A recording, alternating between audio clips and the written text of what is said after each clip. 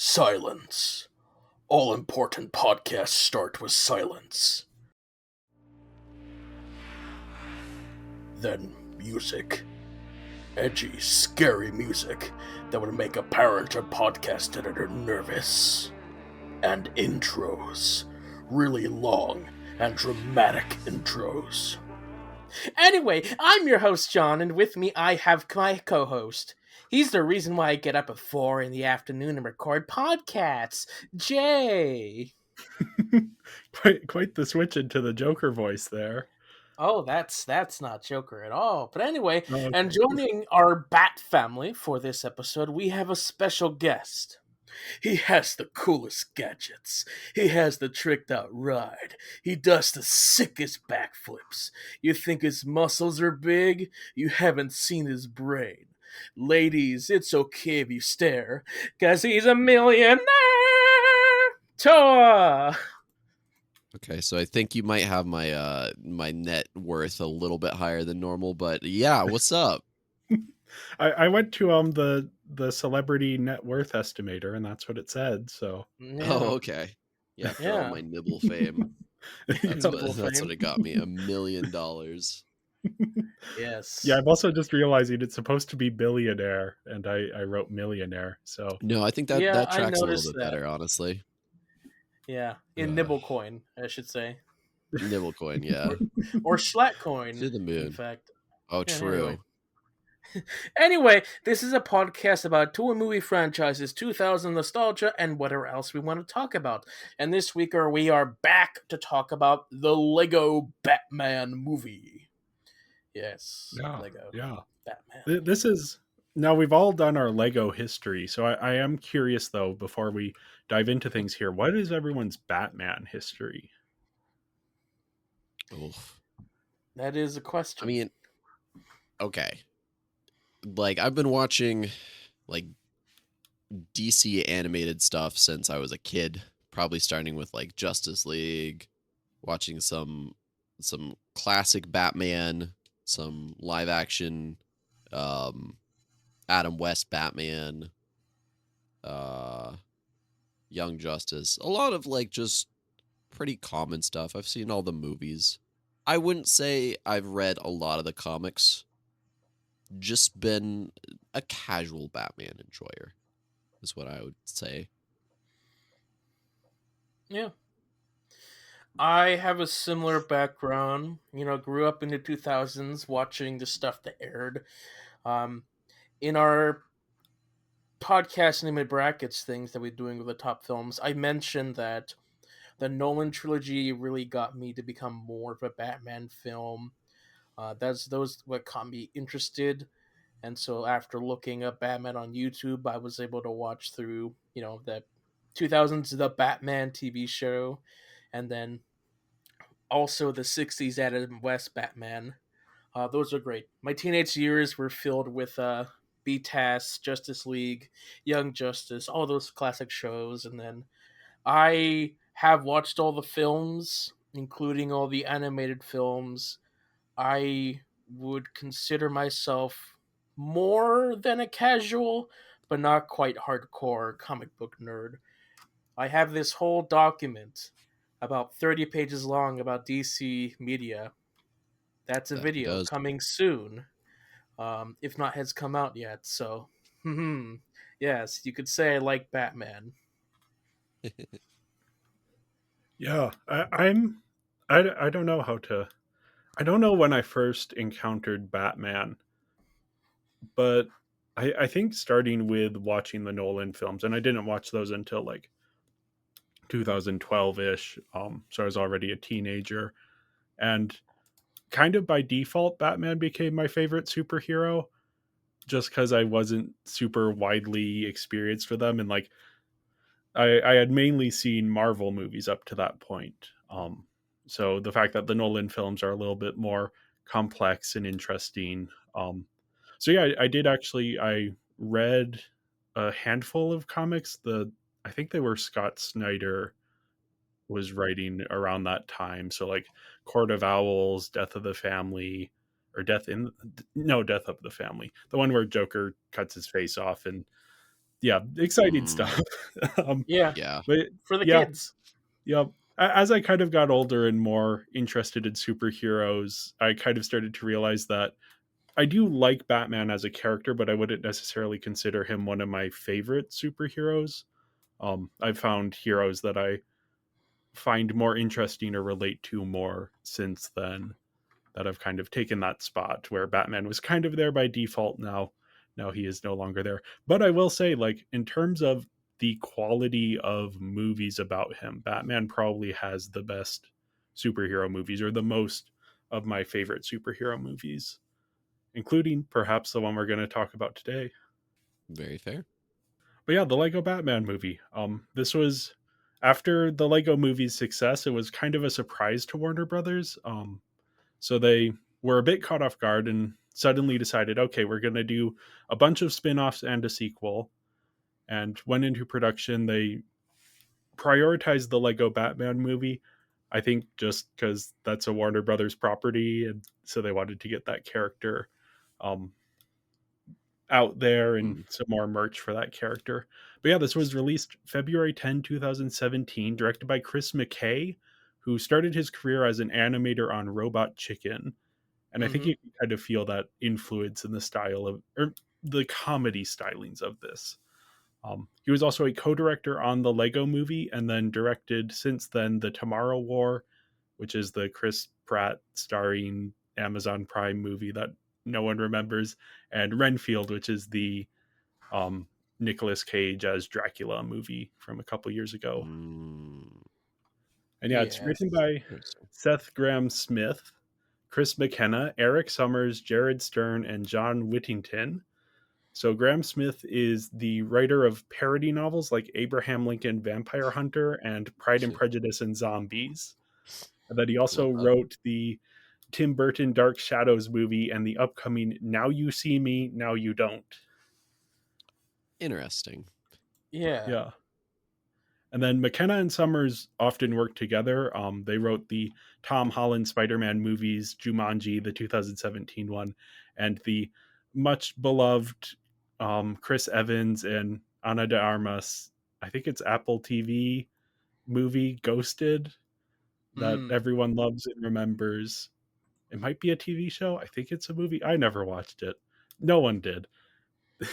Anyway, um, Stern wrote for the Mr. Popper's Penguins movie, the one with Jim Carrey from Yeah. like 2011, the Lego Ninjago movie, and directed DC League of Super Pets. Hmm. So kind of stayed in the DC area. And then people might remember John Whittington. We have talked about him before. He wrote for Sonic the Hedgehog 2 and 3 and created the Knuckles TV show. So a connection back to things we have covered before with Toa. That's where I was remembering that name from. I was like, that seems really Yeah. familiar, but Yeah, that's the fun thing about doing this podcast for a while is you start to see certain names keep popping back up. yeah. And then we have music here by Lauren Balfe, who is a protege of Hans Zimmer and has become an incredibly prolific composer in his own right. He did Megamind, Mission Impossible Fallout, one of my personal favorites, a movie that I very much dislike, but a score that I love, the 2017 Ghost in the Shell live action film, and many, many Oh, more. I interesting. think they did a bunch of TV shows. Is my memory is Oh Yeah, yeah, yeah. Fallout is a TV show. Duh. Yeah. Yep. Oh no, Um, no, this is Mission Impossible Fallout, the oh, movie. sorry. Although he Yep. may have also done the score for the Fallout TV show. I don't know that off the top of my head. I doubt it. That's But a good anyway. show. Oh, I guess it's my turn for plot summary. Okay, so while foiling one of Joker's schemes, Batman reveals that he doesn't think of Joker as his greatest enemy. So Joker is hurt, and he comes up with a plan to get Batman's attention. He turns himself in, then convinces Batman to send him to the Phantom Zone, a prison realm holding all the universe's most dangerous villains. So Joker teams up with them to escape, and they begin terrorizing Gotham. And so Batman teams up with Robin, Alfred, and Barbara Gordon to stop them. And they are working well together as a team, but Batman is afraid of losing them, so he sends them away. He tries to face the Joker himself, but gets sent to the Phantom Zone, where he has to confront how he keeps pushing away the people that care about them. The Bat family go back to save Batman, and he gets temporarily released from the Phantom Zone on the condition he brings back everyone who escaped. Batman has a heart to heart with his family, and they team up to stop the Joker's latest scheme to blow up Gotham. They fail and have to try to hold the city together, literally. And Batman finally admits to the Joker that he is his worst enemy, and Joker helps save the day. Batman tries to go back into the Phantom Zone as part of the deal he made, but is allowed to stay in Gotham because he had character growth. And then everybody celebrates. Yeah. Woo! I feel like that's Woo! how most of these movies end, is everyone celebrates. I feel like I write that a lot in True. these plot summaries. Uh, I mean, yeah, that's a way to end a film, I guess. yeah. So reading up about this, one of the producers on the film, Dan Lin, said that if the Lego movie was The Matrix for kids, then the Lego Batman movie is Deadpool for kids. Okay, I could see that actually. Just in terms of like tone and less direct plot, I think, but more in terms of its approach to the comedy and the parody aspects. I think that it's Yeah. also just that was something that was coming out at around the time, because I would say this is kind of closer almost to like Airplane, or those classic parody movies, though with a little bit more Yeah. plot. Yeah, I could see what you mean there. I do think the humor in this is a lot more, it can be a lot more meta or self-referential. Yeah. It's especially a lot more like I was watching this with a friend who this is the only Batman movie they've actually watched all the way through, Oh. Uh, which was very interesting and unfortunate because there's so many good references to previous Batman films or shows or anything like that it's like, oh, but this is like, that's so funny because of this. And I looked at Yeah. them, they're like, okay. It's so rude. Yeah, uh John, I'm curious, as someone who is, I think of you when I think of someone who is knowledgeable in Batman stuff. Even though you may not characterize yourself that way, I know you have issues with this film. so, I mean, okay. It's it's hard to say. I am not the biggest fan of parody, especially in long form. I like parody if it's like mm, a 5 to 10 minute skit about this like Batman just making fun of like one or two things. But when you have like a whole film that's a parody of just everything Batman, I don't particularly enjoy it as much. I don't know. That's just me. Like I there's a lot of great Easter eggs. And like as a DC fan, I catch all those Easter eggs. But also I'm like, none of these characters they're parodying feel like those characters at all. And when you have Lego Batman in the Lego movie, because he's just like a side element, I enjoyed it more than having it here the entire time for the whole film. Um, mm, if Lego Batman was say like a 20-minute thing, I think I'd enjoy it more. But like as a film where they're trying to have like a serious plot and character growth and such, I don't think parody in that works the best. I think parody mm, is parody, and when you add a serious element to parody, it kind of it doesn't work for me personally. So that's why I don't like this film personally, even though really? I understand the work and respect put into it. I just don't like it, unfortunately. It's the same. It's my same issues with the Harley Quinn TV show. It's because it's Okay, more of a yeah, parody than it is a serious thing itself. yeah, and that Fair. is definitely born of the same instincts, though that is very much for adults, whereas this is more an all ages thing. But yeah, it is interesting the parody thing. Like, yeah, you go back to Airplane or those classic parody movies, and I think generally they didn't try too hard to have like emotional arcs for the characters. It's more just a bunch of jokes. Monty Python's another good example, specifically the Holy Grail. That's just like a bunch of little thematically similar sketches that have been And put together yeah, into a feature. and whenever they did try to do emotional arcs, it was usually the most ridiculous thing Yeah, to try and Right. solve. Where here, It was paid Batman for is learning a comedy. very serious like thing of like learning to respect his team, yeah. which I guess another instant is that I don't know, it doesn't really feel like the right time, or I feel like this type of parody was too late for Batman, because by this point Batman already learned how to have work with team and has a family. um and so when they're trying to like redo that thing, and then I don't know. It's tough because Batman is a figure that spans decades, and in those many decades, he has taken on so many different personalities. And I do think one of the smart things this film does is it's not. It is both about all of those Batmen and about none of them. Like it is pulling elements from the various different interpretations, the dark and brooding stuff, the sillier stuff, the yeah Hmm. the all of these different things, and then trying to, but Lego Batman as a character, I put it further down in the notes, but Lego Batman is kind of to Batman what Austin Powers is to James Bond. Like he's Yeah, more a okay. parody of the idea of Batman rather than an actual incarnation of Batman, if that Yeah. makes sense. Yeah, I think But he's so. still I think called that Batman, and Bruce Wayne and has the same backstory and such. right. Yeah, yeah, yeah, it's this weird thing of like the parody is the thing itself. Yeah. So I find it interesting because so this came out in 2017, Yeah, and I think this is especially a time where people were just starting to get their like superhero burnout.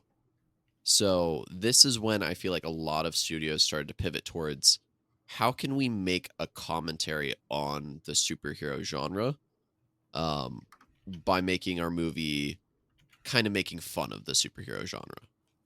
yeah, And I think this movie kind of kicked it off. You know, we have other movies that came out after that is either a parody or satire around it.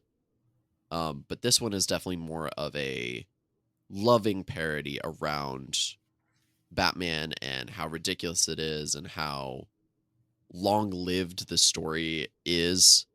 Um, and looking at it like, you know, similar to the Lego movie, the Lego Batman movie is, I think, interpreted, or it should be interpreted as it's from the eyes of what a child sees Batman to be without knowing yeah, the actual story about Batman. So they just know the main pop culture references. They're like, yeah, Batman's just this dark, broody guy, but maybe he's lonely, I guess? yeah. And that is like what's interesting about that is something that is kind of at the core of a lot of Batman interpretations, but here it's being sort of exaggerated and used more comedically. Um, but that loneliness is something that I think, especially the most recent Batman film, the Matt Reeves Robert Pattinson one, is kind Yeah, of dealing with a similar arc for Batman, weirdly, but obviously taking it in a very different direction. This is comedic, and that is very, very dark, though also kind right. of silly. That's what I like about that film, is that it is both this like grim, inspired by David Fincher's Seven thing, but then there's also Totally. like silly little moments of Batman being a weird little guy. Um, but yeah, yeah, bringing up the superhero fatigue thing, and even later this year, you had, I guess, both Guardians of the Galaxy Volume 2 and Thor Ragnarok are sort of more on the comedic side, and Thor Ragnarok especially feels like a parody of itself in many ways. Um, a style of humor that people have since kind of grown tired of. I like Taika Waititi. I think he's still fun, but I know not everyone is as into that style of humor anymore. But yeah, this is like a bit of a shift culturally in terms of superheroes. Yeah. Yes. I do think like it does fall into that sweet spot for me at least, similar to Guardians of the Galaxy or any of those where like the comedy of the film still doesn't take away from the emotional parts, and they do a good job to play a lot of things for laughs but still take certain parts seriously enough Yeah, that you don't feel like everything is just being undercut for humor. yeah, I would agree with that. I think they do a good job overall of balancing things.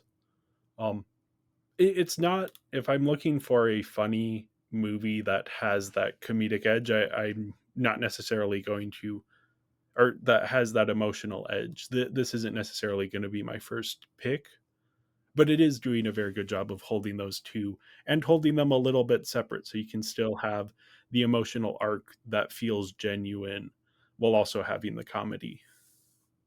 Yeah. That's honestly something that I think it's interesting that the producer compared this to Deadpool, because I think this is an infinitely better film than Deadpool, the first Deadpool.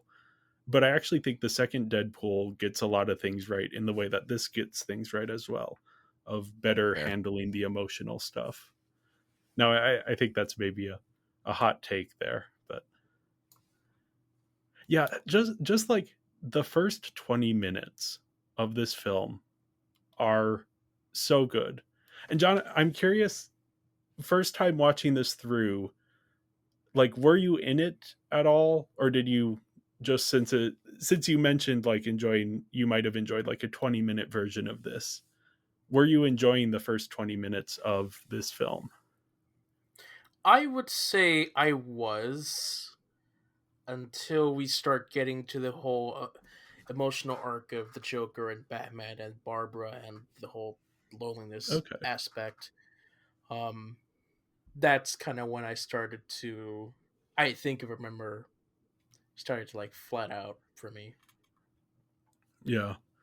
For me, the like, I mean, we start out with Batman narrating the logos, which is just very fun. Um, and then just like this giant action set piece that we start out with, and it's just nonstop jokes, chaos. Everything's landing though. Like most of the jokes Yeah. land in a way that is very surprising. And then yeah, we have Batman like shows up and he's disguised as the mayor. Just that reveal moment is so great. And then we get this big song that's kind of introducing this version of Batman and his whole ethos. We set up the conflict with Joker and Batman's arc. And then Batman goes home and he says I'm home, and the camera just backs out and you see this giant cavern that's completely empty. And then he's Hmm. going through these various different rooms that are just giant cavernous rooms and there's no one else there. And it just, I mean, it sets up the loneliness so well. Like the microwave scene is so brilliant, Yeah. just from a comedic perspective, from like, oh yeah, relatable comedy of, oh, you accidentally hit the zero too many times. But then the movie just stops and you just sit with Batman as he waits for the microwave. Yeah. And it's funny, but funny in a way of like, oh, it's funny that they are letting this play out and just Yep. sitting there in the loneliness. Yeah, I don't know. It's, to me that is so brilliant. The rest of the film after that does continue to be great, but just those first 20 minutes really stand out to me as such a great beginning to a film and an introduction to this loneliness that is then going to be a big part of his arc here. Yeah. No, I totally agree. I think it's it's a really good like even if even if, as John was saying, like if this was a short that they produced that was like maybe 20 minutes long or something, if that's where it ended, it's like, all right, that first off, that's hilarious, and that is kind of Yeah. the whole setup for the movie. And like I love this movie. I think it's very funny. I'm able to divorce it enough in my mind from other Batman movies that I'm like, this is just like a funny homage to it. Yeah. Um, but that part on its own, just the juxtaposition of like, yeah, super good fight scenes, super like chaotic and um intense, to he gets home and you realize, oh, his whole life is being Batman. Like, yeah, he's Yeah. Bruce Wayne, but like his whole life is being Batman. And when he's not fighting crime, when he's not propping up his own like ego by being the only one to be able to save the city, he's got nothing, or at least he perceives that he's got nothing else. Yeah. And it's a fascinating approach to Batman, I think. Yeah, and it's one that, again, I think the Batman does this. I think the Christopher Nolan films kind of get at this as well. Even honestly, like the Tim Burton films do get at the sense of like, yeah, Batman is kind of fundamentally a very lonely person just by the life that he lives. There's a certain tragedy to the hero, a somewhat self-inflicted tragedy in certain ways. He has people around him, and the Christopher Nolan films, part of the point of that is, he has this person who is waiting for him to not need to be Batman anymore, and he just can't get to that point. Um, Right. yeah, no, it's such a great way to engage us. And I mean, just taking a step back, this is a Lego Batman movie. This should not work. This should be on the level of like the Lego Star Wars Halloween specials that come out on Disney Plus. Yeah. But the writers have put so much thought into what is Batman, what is the mythology, what is the cultural identity of this figure, and how can we turn that into something funny, emotionally resonant, all of these different things. Yeah, I Yeah. don't know. It just works so well. John, I think it's kind of unfortunate that you're on the opposite side of this, but I definitely understand you. You are the type of person who cares a lot about character continuity and those kinds of things, and this is making some pretty big departures from that as well. Yeah, it's my own issues. It's my curse that I have to deal with for being such a stupid nerd, you know. I mean, hey, you're on binging Barbie. That you are in good company. Fair. Yeah, this is just I love sitting down to watch this. I will say the thing that I dislike here is when Joker goes to the Phantom Zone, and up to this point, this has been such a celebration and parody of Batman and all of his side characters, all of his sort of interactions with other heroes, all of these things. And then Joker goes to the Phantom Zone, and it's suddenly like, oh, here's Voldemort and Sauron and the Wicked Witch, and suddenly we have these like figures coming in that have their own baggage that doesn't have anything to do with Batman, and yeah, it just feels very like corporate. do Yeah. you want to do you want to know what's funny? Those elements are What? what bring me back to the film. I It's think that makes it's sense. it's because also because like for me this is the Lego Batman movie, and here we've established within the Lego universe that there are other universes, and they Yeah, constantly Yeah. interact with each other. And so when we get to this point, I'm like, yeah, okay, they're interacting with each other. But narratively, I see what you mean. It is kind of odd and jarring for that to happen. I do think from like the perspective of like, yeah, the kids are playing this story out in their mind. Maybe just one yeah, kid, maybe multiple. But the idea of, oh, we've played with all of these toys before, all of these villains. We've already played with all of them. They're boring. They're weird. Let's grab the giant eye tower and Godzilla, and let's fight amongst all of them. yeah. I definitely see that. For me, it's just something that I've never been able to get over in the many times that I've seen this film. It feels to me like such a big miscalculation for what it has done thus far.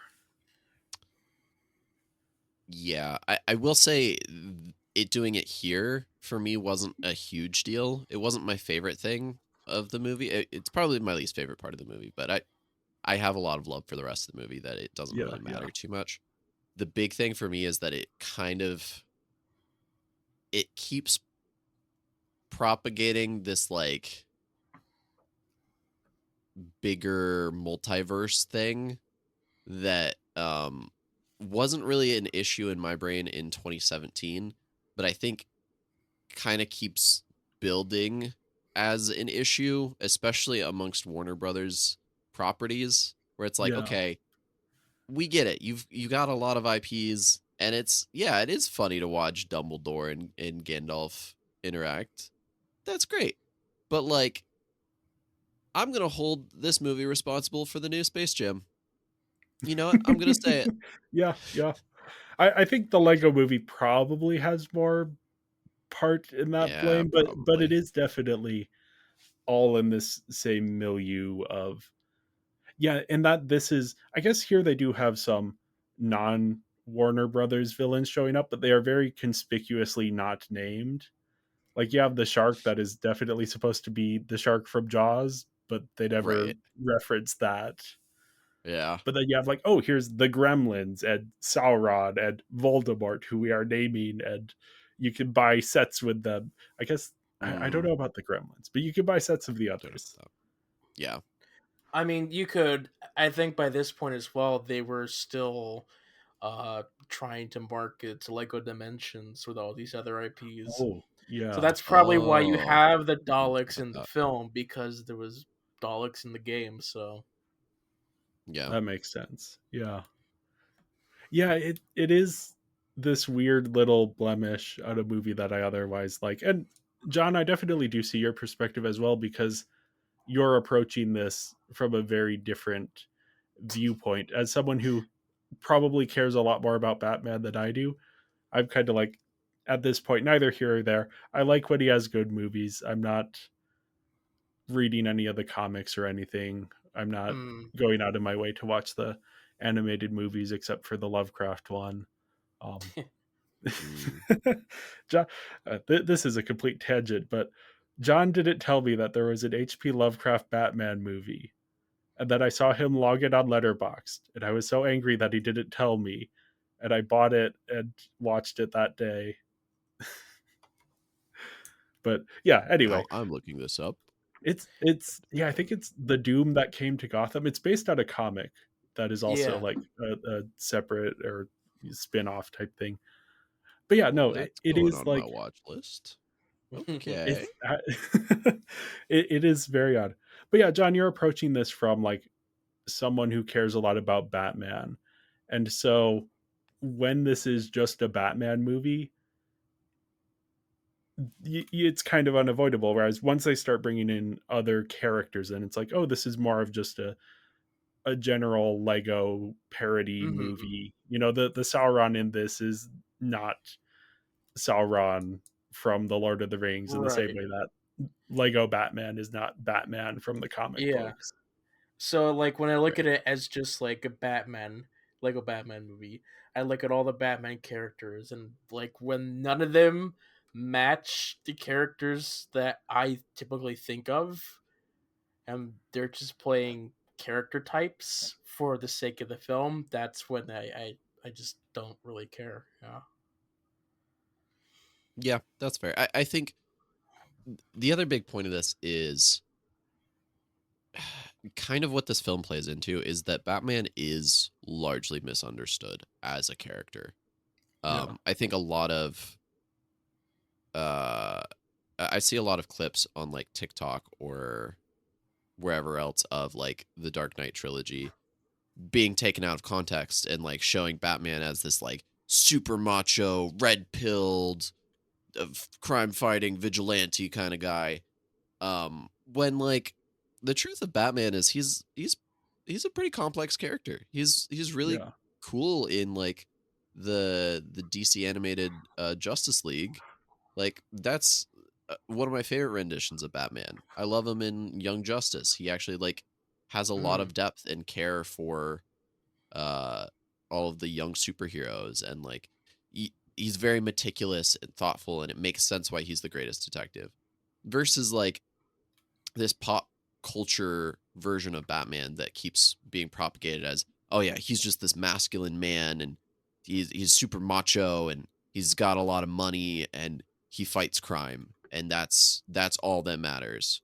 And I think this movie both, it works really well as a parody of that one for those that don't know, and they're like, oh haha, they're playing up this joke. This is funny. They're kind of making fun of the people that do see Batman this way. The problem is, and this is a problem with a lot of parody or satire, not everybody understands that that is what's happening, and so they think, oh yeah, this is Batman, this is the Batman that I know, this makes sense. And so as far as Batman's reputation, I do think Batman kind of got the short end of the stick on reputation post this film. Yeah. um i Yeah, i because do he think the is. film is excellent, but it is a bit damaging to the Batman brand, I think. Yeah, because the whole thing with Batman in the comics is, and in animated stuff and media that portrays him a little bit more complexly, he is mindful of things like his role in society beyond just fighting crime, Hmm. and ensuring that there is also, like, he is also using his wealth to enact justice in ways that are not just dressing up as a bat and punching people. But Right. yeah, that is not in the pop culture consciousness. It's maybe a less extreme version of like the Punisher, where people have this very particular idea of who the character is in their heads that isn't necessarily connected here. But then yeah, this is the Lego Batman movie, ends up sort of perpetuating that. I do, again, not to keep talking, I love the Batman, Matt Reeves's and Robert Yeah. Pattinson's interpretation of it, because that is about Batman learning he needs to be socially responsible in addition to actually, like, fighting crime. He needs to do a little bit more than just vengeance. Um, Yeah. but yeah, no, I definitely do see that criticism of, again, yeah, this is the Austin Powers to James Bond. This is Lego Batman to Batman. It is a parody of the idea more than a parody of the actual character. Yeah. Yeah. Yeah, we can kind of, we're, or do people have other things to bring up about the story? I'm trying to figure out things to bring up without before we go into characters, but I think Yeah. this movie is such a character driven movie that it's almost impossible to do that. Yeah, and the lines between the categories are a bit fuzzy anyway. So yeah, I gave the Yeah. story here a 4 out of 5. I'm boosting this up especially because of the jokes. The joke writing is just so Yeah. consistently good. It's been almost 10 years since this came out, and everything is still funny. Yep. Or I shouldn't say everything. Everything. There's a couple jokes that the Batman commenting on the Rat Pack logo and be like, "Oh, very macho." If you know anything about Brett Ratner, that moment feels a little sour. Anyway, Oh. that's not a tangent we have to go into. Oh, okay. Toa. Um yeah, I gave it a 3.5 out of 5. I think yeah, the humor is what bumped this up for me. I think the story in and of itself is like, it's not bad. It's pretty basic. And I think the writing for it is fine. It serves its purpose. Um, but where the writing really shines is in those comedic elements. Um, whether it's written comedy or if whether it's like visualized comedy, I think they do a really good job of breaking it up and making it both humorous and compelling. So just above middle for me, I think. I gave it a 3. I think that does have a lot of fun jokes. They do the research on the Easter eggs. Um, but I am not a particular fan of the plot, uh, especially with Batman's arc being the loner and him like constantly rejecting the others. Just feels very at this point. It was very overplayed for Batman, which this has been like an arc in several of his stuff, and they've done it better in my opinion. So by this point, it was just really tired to see it done and done for a long Mm. period of time in this film. Um, yeah, Yeah, think. onto the characters here. I mean, we've been talking about Batman a bit. Mm-hmm. I just like that they give him such a simple character arc, but it is so effective. In the way that the first Lego movie, there are so many ways they could have overthought it, but just kind of making the Matrix, but for kids. Again, it's simple, but it works. And I think the same here, that like this character arc of Batman is this lonely narcissist who has to learn to let other people in. Yeah, not the most revolutionary story, but it just really works well here. Mm. Yeah, and of course, like we'll get to the casting eventually, but the voice for Batman is a good mixture between that gruff Batman-y voice and like an actual human being. Yeah. Like there's a lot of people that really like the Dark Knight trilogy, and I think it really does have some really solid moments. But the like grovelly Batman voice to me is just so cheesy. And Where are the other so drugs going? yeah, it's like I mean, in some ways I prefer it to like a voice changer, but other ways I'm like, bro's gotta drink like so much tea when he gets home just to Yeah, recover. Rachel. Yeah. Yeah, and that's the thing. If you're screaming for like the loss of a loved one, but your brain is like, wait. Let me make sure that I'm using my built-in voice changer in my brain to scream this out in agony. It's like, that doesn't feel quite right. Yeah, there's less of a difference between Batman and Bruce Wayne here and their voices. And this kind of Yeah. feels like the whole thing with Batman that people say is like, oh, Batman is like his true face, and when he's Bruce Wayne, that's the mask that he's putting on. He's pretending to be this billionaire playboy when he's really not that. Right. This version of Batman is, well, what if he actually was the billionaire playboy? What if the Bruce Wayne persona, although here weirdly the Bruce Wayne persona is something that he resists just because he likes being Batman so much. He likes the praise and the adoration. um Yeah. but yeah, there's less of a distinction between his voices there, and less of a distinction between the two characters as well. They're kind of more unified than, again, like the Christian Bale version especially. Yeah. Yeah. I also think like, so the big arc for Batman is being willing to accept a new family, being willing Yeah, to bring people in even though losing people is very hard. And I think that is a good story to tell, and I think it makes sense for Batman because even just as a like more serious thing, in a lot of iterations of Batman, a big part of it is that yeah, he's beating up criminals because he's still uh mentally in a bad spot about his parents. yeah, Like and I think that works for the character, and I think resolving that trauma doesn't work for the story writing as much. But in this case it's like, okay, but how does that impact the rest of his day-to-day life? If he's still attached to this trauma of losing his family, would he not be having trouble making friends or being accepted into a new family or seeing others as family? And I think that's just nice, especially because Batman and family kind of go hand in hand in some of yeah. the iterations of Batman. as they add more and more Robins to the cast.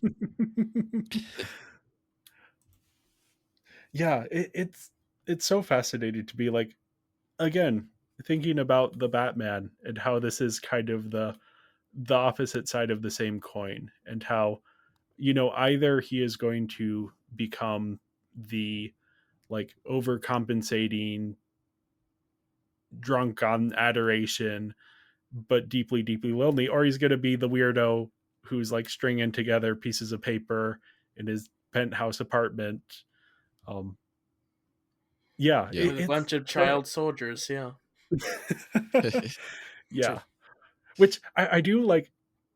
I don't know. I very much hope that that Matt Reeves gets to make another Batman film, and if he does, I kind of want the arc in it to be the arc from this movie, of Mm, he adopts someone and has to like let them in and accept yeah. like a new family. Because yeah, that is just like such a classic Batman idea of, he's taking on this orphan, and I don't know how you do Robin in a way that makes sense. As John said, child soldier, a little too close to that there, and especially with the Matt Reeves Batman being so dark. But I would love to see a version of that, and that is what works so well here, is Batman's relationship with Robin, and with Alfred and Barbara to a certain extent as well. Yeah. Yeah, I would love to see an actual serious approach to Robin at some point. But not Uh Titans Robin.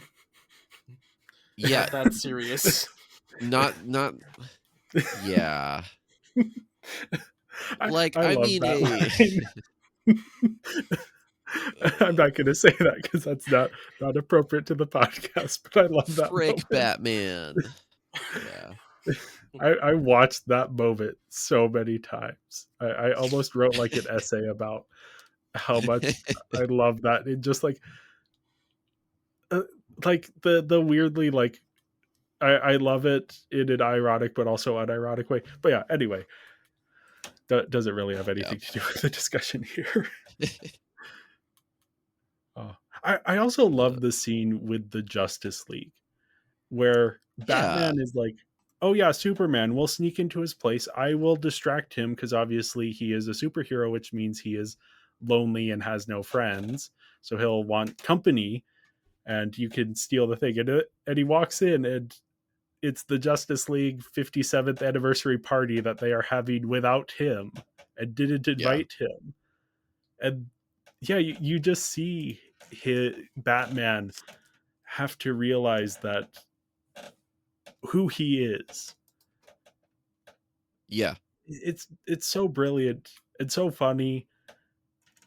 Yeah, just this like very very sad moment, but also yeah, just phenomenal. I love it so much. But not at all what would actually happen with the Justice League. Oh no, not at all accurate. Like Yeah. any version of Superman that is not like an evil version of Superman would not be excluding anyone from the party. But True. it works so well with the way that they have characterized these specific characters. Yeah. Well, and especially this coming right off of Batman v Superman, Dawn Yeah. of Justice. Like they're really playing up the rivalry here. They're playing up these characters in I mean, that movie in and of itself made those characters a little bit more ridiculous than they needed to be. But Yeah. then this movie being like, haha, yeah, there were some interesting decisions made. We're going to laugh at that.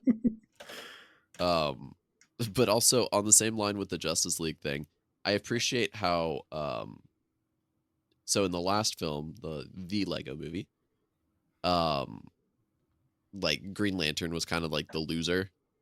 Um, and in this one, it's like Green Lantern still the loser. They still make a joke about how Green Lantern is in the in group this time, and then realizes, wait, I've been in the out group a lot. Wait a Yeah. minute. Um, but it's not that it.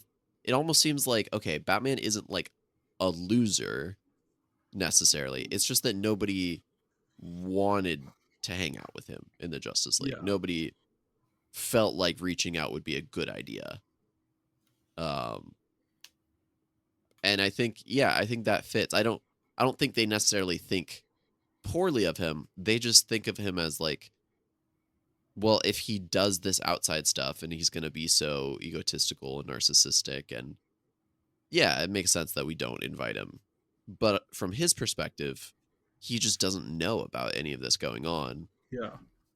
And he just assumes, I guess he just kind of projects more than anything, that everybody is just dealing with the superhero life in the same way, being lonely, being isolated, and not having anybody to really call family. It's very interesting. Yeah. I love this so much.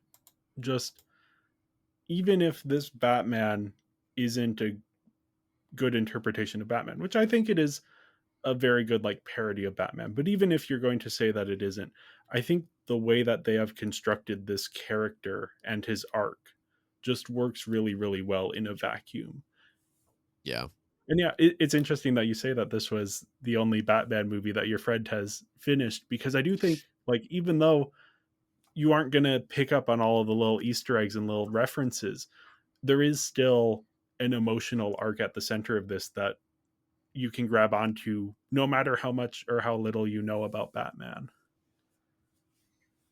Yeah. And then yeah, I guess if you know too much about Batman, then maybe it circles around to being less engaging. Though I find it very engaging. It depends if you like parody or not. Yeah, yeah. Yeah. Yeah, I think that's a totally fair perspective too. Yeah, we also have Dick Grayson here. I just love this character archetype of like the sidekick who is almost as obsessed with the hero as the hero is with himself. Yeah. And that like his genuine and unconditional love for Batman eventually does break through. Yeah. And allow Batman to see himself for who he is versus for who he thinks he is. Yeah. And I think that in and of itself is a good way to tell the story of Robin, because Robin is supposed to be this echo of Batman, an orphan who loses his parents to crime, who grows up to be a crime fighter, but different. And I think in the process of raising Robin in any of the series, Batman realizes a lot about himself and tries to better those moments for Robin. And I think while it doesn't get to the betterment side of it as much in this one, it does get to the realization of, oh, I need to be better, or I like this connection, I like this humanity. And even though, like, truth be told, Batman and Robin have a weird relationship. They both dress up in weird clothing and walk around the streets at night and beat people up. That is a weird thing to do. But this one does play on the weirdness, and I appreciate I appreciate that the costume bit in this one for Robin was funny, but also quick enough to where it wasn't like, okay, we're gonna have a whole like Spider-Man-esque superhero montage of drawing out an outfit and then getting the Robin outfit. And instead is like, yeah, here's a leftover one from a arguably, non-related silly thing that doesn't make that much sense, but it has enough sense to where it's like, yeah, that makes sense as to why there's several different colors and an R on it. Sure. Sure, yeah. Yeah. I think so much of Robin and Batman's relationship here is characterized in the seatbelt moment of, they hop in this car and Robin's like, oh, but where's the seatbelt? Life doesn't give you seatbelts.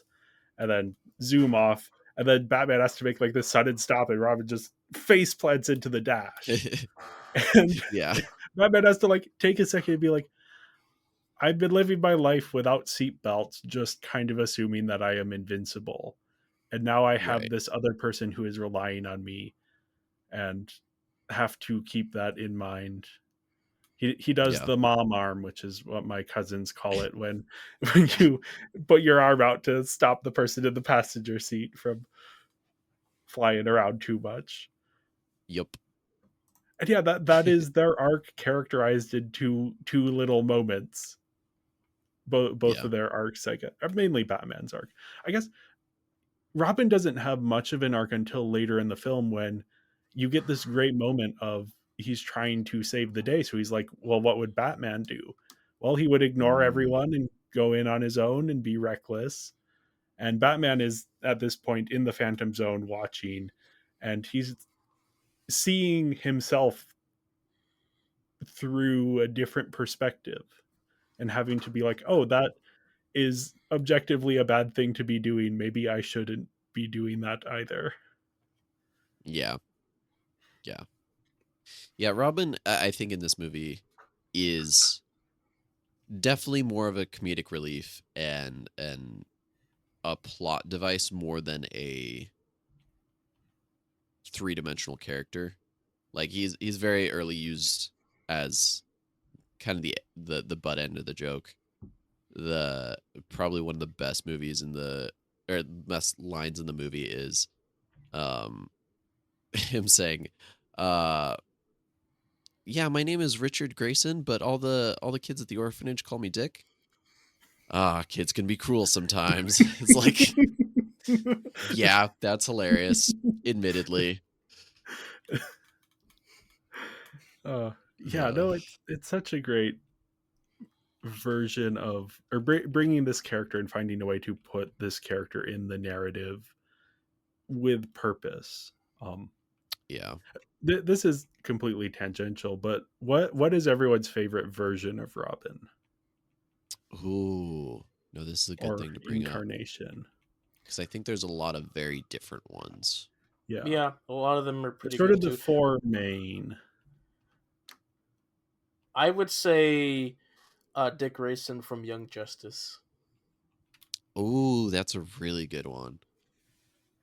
I mean, I was gonna go with like Teen Titans Robin He's really because I good think that too. was the Yeah. first one that I related with, but it's gonna be close with Young Justice. That's a really good rendition of him.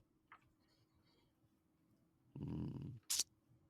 What Yeah, about you, John? I've always liked Tim Drake, which weirdly Oh, before that character came out, I was still like, because he's the one who figures out who Batman's secret identity is, and he's a little bit nerdier.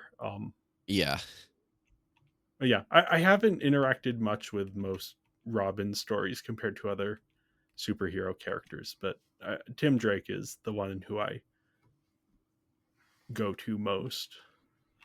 fair. See, when I first learned about Robin, because like as a kid, I wasn't introduced to Robin. It Yeah, was Batman, Batman, Batman, Batman, and then we got one like animated VHS that was Batman and Robin. I was like, who's Robin? My parents were like, oh yeah, Robin is Batman's sidekick. And like I watched it and I was like immediately like Robin is my new favorite superhero. I love him. He's the best. Um and this was even during the time of like Robin is just wearing tights and they don't look good. And I was like, he's still my favorite. I still like him. I wish he wore pants. And then I saw the Teen Titans version and I'm like, he's wearing pants. This is the best ever.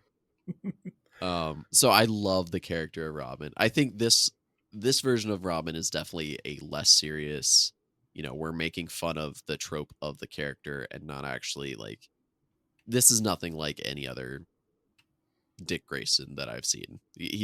yeah, He's yeah, goofy, he's like nerdy, he's a little bit pathetic, but he's endearing. He is the cat that your dad didn't want to adopt but is now pampering every day, you know? yeah, yeah, yeah. That like accidental moment then leads to this big connection between the two of them. It's As so good. as John pets his cat in the background. Yeah, that was that cat. uh, We also have Barbara Gordon here. Hmm. I just got to say, I love her intro montage It's Mm-hmm. so where it's just good. first off, Harvard for police, and that's the name I of the actual school, and she has the shirt. I want that shirt, man. That's so funny. I would wear that every day. Uh, and then it's like the epic voice, but then it's like she beat back crime using statistics and compassion. I'm like, oh yeah, that is the thing that people criticize Batman for not doing, even though good incarnations of Batman tend to like show him doing that kind of stuff. But no, this is a thing that like is not being done in this version of Gotham, and that Batman is not attending to um, Yeah. I finding think other it's ways. also Oh, go ahead, sorry.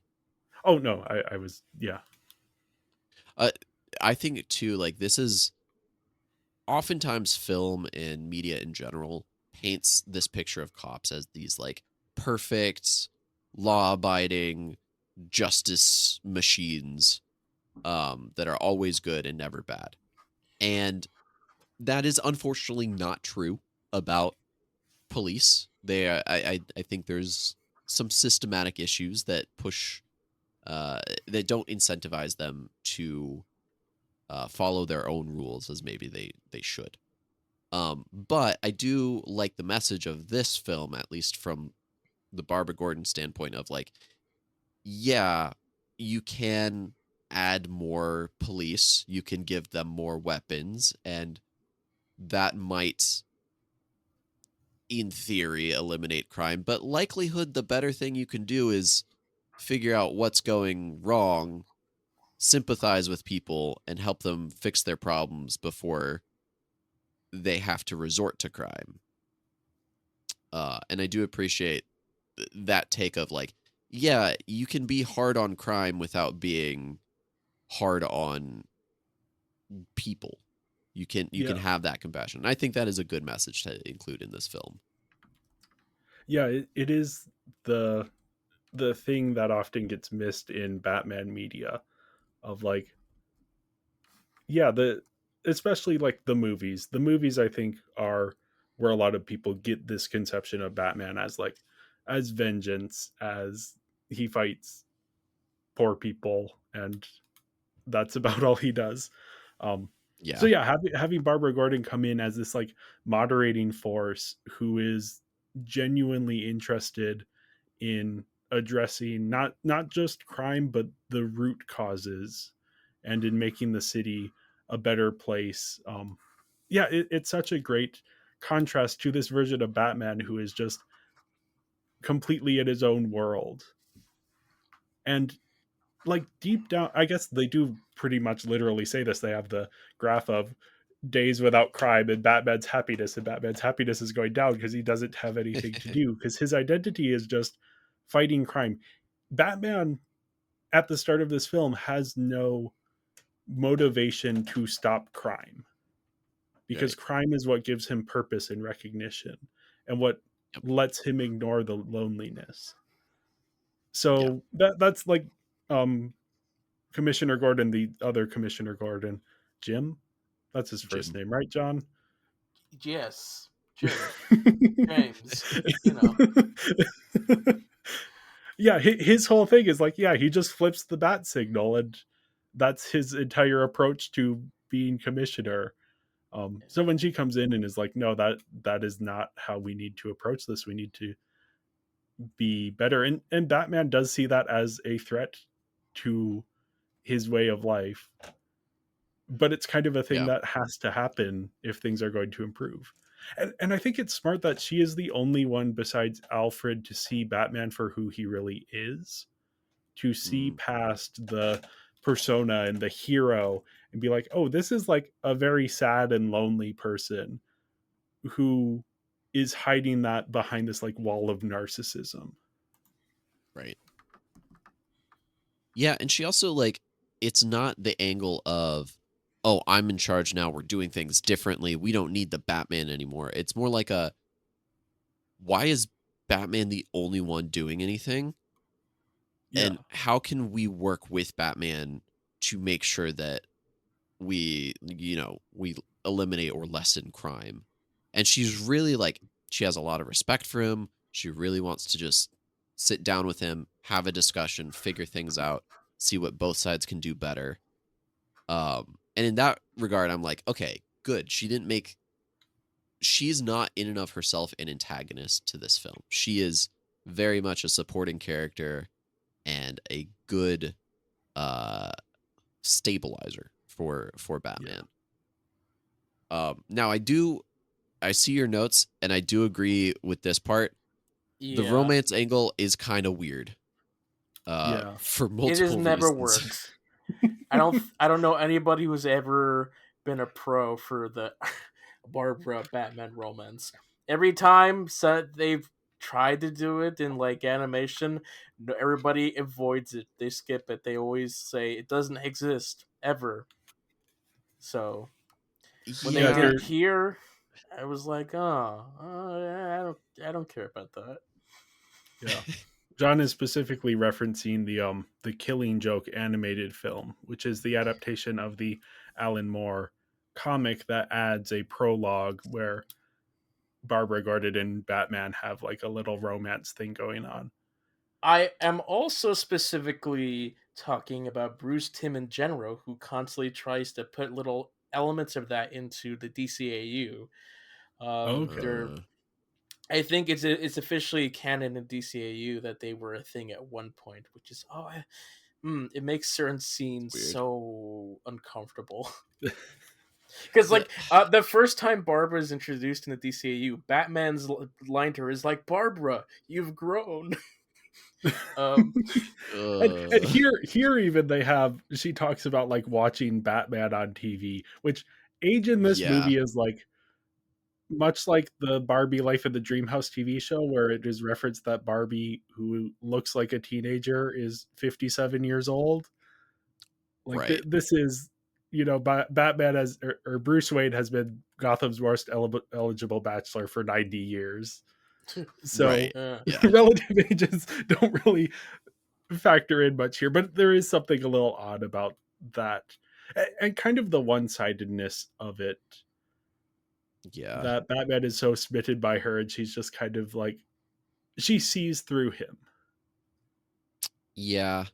I think this is probably the best telling of the Barbara Gordon Bruce Wayne thing, romance, just because like at least in this version they kind of meet each other both when they're adults and when they're essentially equals.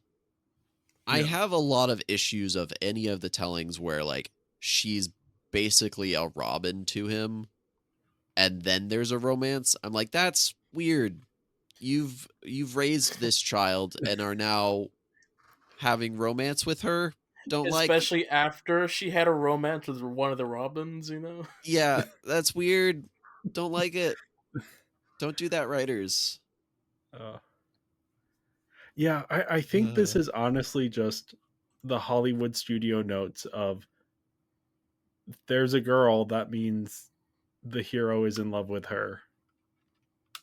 yeah.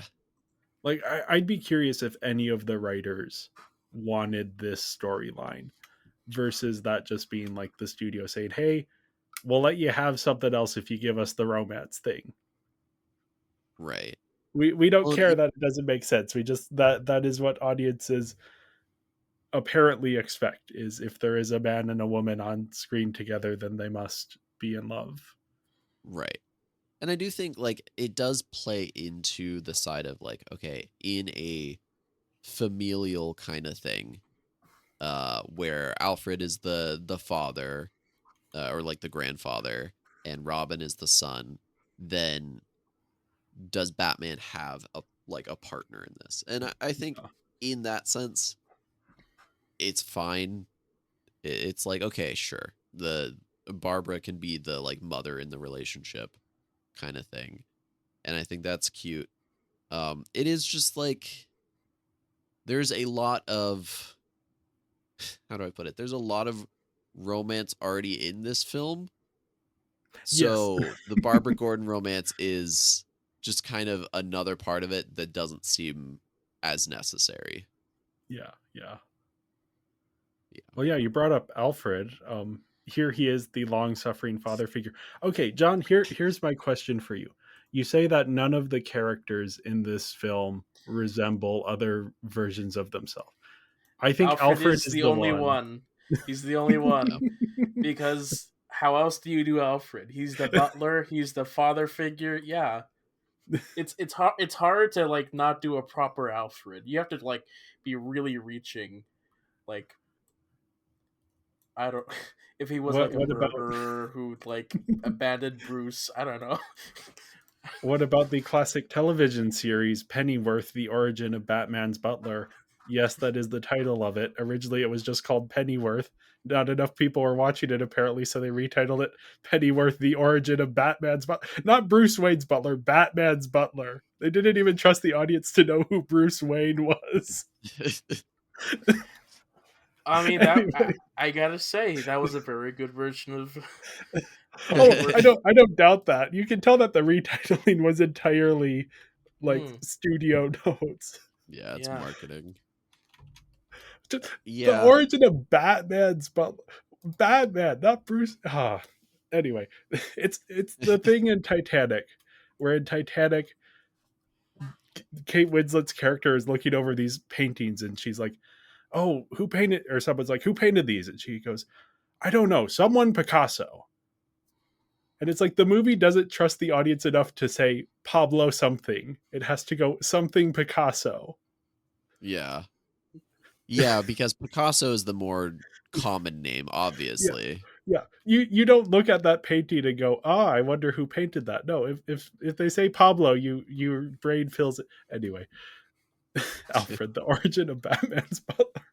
Uh, Must have I been a will say Pablo. the the main joke that I love about Alfred in this movie is like they're like, yeah, he's British. We're gonna make sure everybody knows he's British. And yeah, he has one scene or one line where it's just like a bunch of British slang back to back. And yes. to my Americanly trained ears, it sounds like utter gibberish, and I love it. Oh, any of that, like the Bob's your uncle, that stuff is Yeah. just so good. Oh, yeah, I really like this version of Alfred. I like the long suffering father figure angle of it. I like that he has like the parental lock, and then he pulls out the book of like how to parent your rebellious child or whatever it's called. Yeah. That he does see this as a literal parental relationship. Yeah. And I think it plays into like how Batman's avoidant attachment style is like displayed in this relationship because Alfred really is a father figure. In most renditions, Yeah. he is a father figure. And still, he's more referred to as a butler. And this one does kind of play into that where it's like, yeah, because Batman is so avoidant, that's why Alfred is referred to as his butler and not just like dad too or Yeah. anything else. Obviously, like if you're 8 and your parents die, you probably won't just be calling a random guy your dad. But even to not think of him as more than a butler, it is like a Alfred sees the truth, and I think by the end of Yeah. it, so does Bruce slash Batman. But it does the juxtaposition between those two, the unequal visions of it give really funny context because Batman's like, no, he's just my butler. And meanwhile, Alfred does have like the parental lock and the like, Yeah. I'm looking after your grandson kind of vibe. Or my grandson kind of vibe. Yeah. Or every Yeah. time Robin calls him grandpa too. Oh, yeah. That Yeah. Robin sees through everything. Yeah. Oh. How can he not with those giant eyes? Mm. Those, the sad giant eyes. Such a good choice. I don't. Is there any John? You'll know this. Is there any version of Robin that has glasses? Uh, I don't think so. No. Okay. I know that Teen Titans Robin wears sunglasses whenever he's not in costume, but Oh, Mm. Makes sense. vampire Makes or sense. Riddick, maybe. Yeah. Although, I think Merry Little Batman could also have black glasses. Maybe Mm. Doesn't that's. one of the ladies who was Robin have glasses? Oh, This Carrie is a this is Kelly. a Yeah. Carrie Yeah. okay. Kelly has glasses. Yes, but none of like the Tim Drake or Dick Yeah, Graysons have glasses. No, you're right. Yeah. yeah. Well, yeah. Anyway, that's not an important conversation. On to Joker, the romance that Toa was alluding to earlier. Yeah. Hmm. I love It is this way of framing it. funny. It's very funny. It's my favorite. One of my favorite episodes of Phineas and Ferb is the one where um, Perry the Platypus, who his arch rival is Dr. Doofenshmirtz. So he goes over to Dr. Doofenshmirtz's building and he walks in. Dr. Doofenshmirtz is fighting Peter the Panda. It turns into this whole Uh-huh. relationship drama. That Yeah. I saw that a few years before the Lego Batman movie, but this is doing a very similar thing of their relationship as romance. I'm surprised how many jokes they are able to get away with. I guess since it's all implication, it completely flies over kids' heads. But yeah, Yeah. And it is hilarious. it's even like it's almost less than implication. It's more like a these two are obviously not actually romantically engaged at all, Yeah, but everything that they're saying and doing is like an allegory for it. It's what people in a relationship say to each other when it's falling apart or when there's yeah, issues or yeah, when they're getting back together. But I do think like Batman and the Joker have this kind of relationship just as a in general where it's this like there is a relationship between the two. And I think I don't I wish I knew the channel. I remember watching a video about this several years ago. There was just like a, you know, standard video essay kind of thing about yeah, how the mythos of Batman and the Joker um does kind of play off of uh like a relationship kind of thing where Batman is depicted as this like very macho, very like, you know, regular macho manly man, and Joker is this like, you know, lots of color wearing, more like flamboyant, um not so masculine guy, and they're always at odds. And this one kind of pushing the romance angle kind of pushes both of them to like, yeah, there is a little bit of the Batman mythos that touches into the like, yeah, a lot of Batman fans and creators are not necessarily straight, admittedly. And I think this plays into it as like, yeah, we know. yeah, yeah. They are very intentionally leaning into it in a way that then comments on the relationship that has existed between these two characters for quite a while. I don't know how far back it goes of Joker being the Batman villain. But yeah, Mm, you bring up they are such contrasting figures and so many different interpretations of them. I think the Nolan film The Dark Knight does really well sort of putting them as like order versus chaos. sure. These opposing forces. And I assume that's also partially taken from the comics. So different iterations of Joker take on different personalities. But yeah, it is just such a great way to frame it that then frames Joker's entire arc here of like I love, even though I don't love that they are pulling villains from other franchises, I do love the scenes of all of those villains like consoling him after this breakup, Yeah. as if that is like, yeah, they're treating it as this relationship. Yeah, it's just so good. Such a smart Yeah. approach to things. John, I'm I agree. curious how you feel about this, if you have anything to add here. So I am a huge Joker fanatic. Like, I'll like anything Joker related. I have an external hard drive with hours of just Joker footage. It's a problem, honestly. um, th- this is my least favorite Joker. Um, Again, like with many other reasons, this doesn't feel like Joker at all.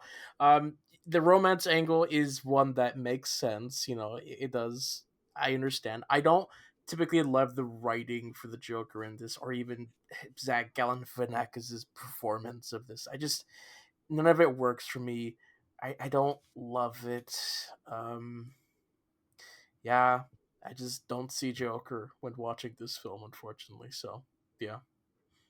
I I will agree with you on the front that like Zach Galifianakis does fine, but he doesn't in my brain do the Joker.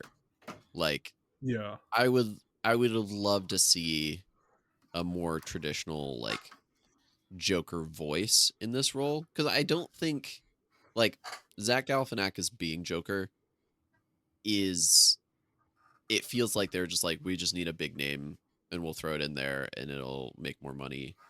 I don't think his voice is like particularly amazing for Joker. Um and I do feel like some of the lines that he says are played well for laughs here, but I almost think they would have been funnier if it was like more of like a Mark Hamill Joker saying some of Hmm. them. But it you know, it's fine. It's passable Yeah. in my brain. It's just not Joker. Yeah. Again, like it's also parody. It's not like the Joker, the Yeah. sadistic Joker who um laughs at cruelty. This one is a very very in touch He with his laughs at the things that emotions. make us cry. Yeah, this one Yeah. is very in touch with his emotions and actually is upset Yeah. about things instead of like pretending to be upset to like mess with Batman. But anyway, whatever. There are hundreds of other Jokers for me to enjoy. This is just True. another one that exists. Oh, okay. Is this? I guess maybe you don't think of it this way. Is this version of Joker worse than the version of Joker in Folie à Deux? Yes. Okay, that kind of surprises me, as the one person on Earth who actually kind of Well, like Joker Folie à Deux. here's the thing. Like Joaquin Phoenix, I am enthralled with his performance. I am not at all enthralled with this performance or design. Okay, So that's fair. That's fair. Yeah, yeah. I think as like again, Lego Batman is a parody of the idea of Batman, and I think Lego Joker is kind of a parody of the idea of Joker. Um, Actually, more specifically, a parody of the idea of Batman and Joker as like opposing forces, Yeah. rather than Joker as like a separate character. Yeah. It does similarly where it doesn't really touch into the depth of Joker. Uh like in general, the Joker in this could have been replaced with pretty much any other Batman villain if they had the same level of history. Like Yeah, if they really wanted to be like, no, actually, we think that Bane is more of Batman's worst nemesis or Scarecrow or somebody like that, it would have been thematically basically the same thing. The big yeah, difference is that Joker just has a lot more history, is a lot more iconic as the Batman villain. But it's mhm. not like he's not really doing a lot of things that are super jokery in this yeah, film. yeah. Yeah. Well, yeah. Since you brought up Batman's other villains, we have most of his rogues gallery, if not all of them, that existed Pretty A at lot this of much. them. point. Pretty Um, much, yeah. yeah, I here's where I get into the villain thing again. Like, I wish these characters got more focus because most of these characters get like one or two lines, and that's about it. And you can tell that there is thought being put into things, even if it's just like Catwoman, she says, "Meow meow, I'm in, meow meow." Like Yeah, that's not a super deep take on Catwoman as a character, but it's kind of fun. Uh, it is funny. Bane being this like, which I think the Bane version here then is kind of the Bane that shows up in the Harley Quinn TV show, um, of like Yeah, this Mhm. parody of the Tom Hardy voice, especially, yeah, which is just such an easy voice to parody. right. The darkness rises. Yeah. Uh, I think the big thing for me about Bane is that they used like the large Lego figure like yes. design for him, which means that his movements are a lot clunkier, and like him getting punched and falling over is like a whole thing just going click, and that is hilarious to me. Yeah. No, they do such a good job of like physicalizing Bane in a way that is interesting. Yeah. And yeah, I mean there are so many here. We have Two Face played by Billy D. Williams, a reference to the Tim Burton Batman film where he played Hmm. Harvey Dent. And then there was a Mm, discarded sequel idea of him becoming Two Face. There's also like what one of the things because they bring in all of these characters and Joker's listing off like, oh, here's Poison Ivy, here's Clayface, all of these characters that we know, and then he just keeps getting more obscure of like Calendar Man, Condiment King, yeah. all of these people, and then like says you should Google them because these are all real Batman characters, which they all are. I do think it Yeah. is very funny to see Polka Dot Man show up here as like this throwaway gag, and then a few years later, James Gunn comes out with the Suicide Squad, where he is like an important character given a full emotional arc, Yeah. and that is kind of I think back to like what John was saying about the parody aspect of this and the trying to marry the parody and the emotional stuff. I think what I love about James Gunn's The Suicide Squad is it really does pull off that emotional arc in a way that's I think even better than what the Lego Batman movie does of hey, we're going to have this silly character and acknowledge that he's silly, but then also we're actually going to invest in who he is and his tragic backstory, Yeah. which I guess is kind of true of the Lego Batman movie as well. But this specific side of silliness is treated as just plain silly rather than trying to pull something from that, which is what James Gunn does so well with his superhero work. Yeah. I think in general, the inclusion of all of the villains from his rogues gallery is so like is probably one of the better decisions they made with this movie, I think, Yeah. because I think that is such a big part of Batman is his villains. Like even if it's not a major point on his character to know that yeah, at one point he fought the Calendar Man or whatever. It is just like a yeah, Gotham is kind of insane and there are a lot of crazy people in it. And a lot of them realize, oh, it's really fun to dress up in a costume and antagonize another guy dressed up as a bat. Yeah. Um, but I think in general, rogues galleries are really fun, especially for city-styled crime fighter vigilantes. And I think the better iterations of Batman and like Spider-Man, for instance, are ones that utilize his rogues gallery in a fun way. So I really liked that inclusion Yeah. in this film. Yeah. Yeah, I wish they had taken it even further. Um, but yeah, seeing them all here, and this is the kind of thing that you're never going to have this happen in a live action Batman movie Right. where it's just like all of the rogues gallery is here. Everyone. Because it doesn't work in a live action movie. That's just too much to deal with, and Batman in live action has to be a little bit more serious unless you're Adam West. Um, so yeah, it's just so much fun to see all of these characters. I'd say not true because we've never had it. But anyway, whatever. I yeah, I couldn't see this working with Batman as he currently exists in live action. Maybe. I Maybe. mean, there has to be a lot of changes, but like, yeah, Yeah. Yeah. it could work if they have the guts to do it. Yeah, I think the closest thing we've got is the Adam West movie that has Yeah. Catwoman, Penguin, Joker, and Riddler. I feel like Which that's the that is most we've also gotten. fun. Yeah, it was a very fun movie. Love Yeah. that Yeah. movie. Yes. Yeah, that's definitely like top 5 Batman movies, in my opinion. Maybe Same. top 3. I would have to agree. Well, Yeah, the other Iconic. villains. John, you enjoyed these villains. Tell us I about who these are. I mean, what do you want to know about them? There's a lot of them. How excited were you when the Daleks showed up?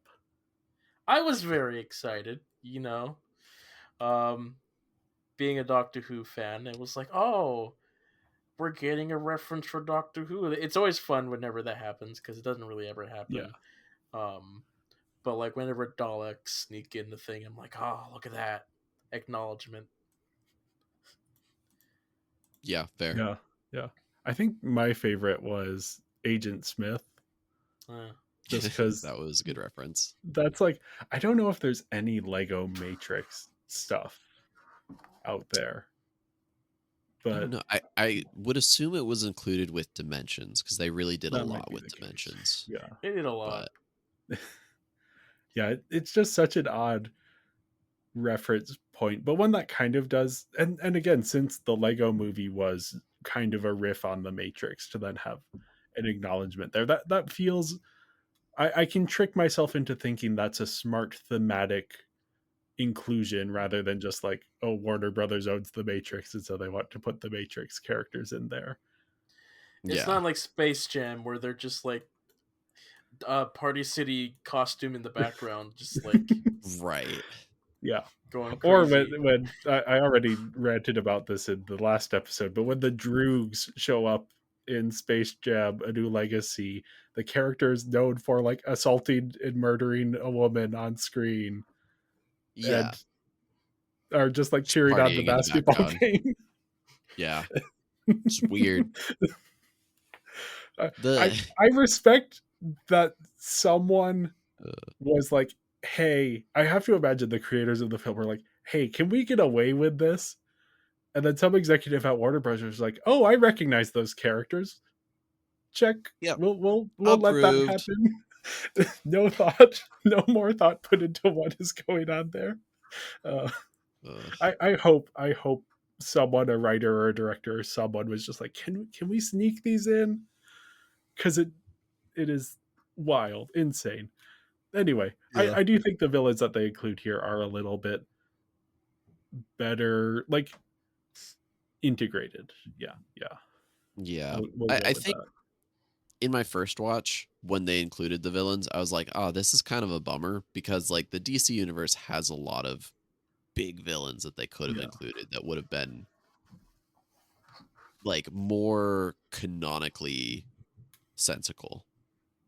But viewing this again now, several years later, and not taking it seriously at all, um, thinking of this more out of a Lego movie than a Batman movie, it's like, oh, okay, yeah, that makes sense. This is a child that is going and being like, oh, we're gonna sneak into dad's really like expensive cabinet, pull out his most expensive Legos, and now they're gonna be the villains in this story.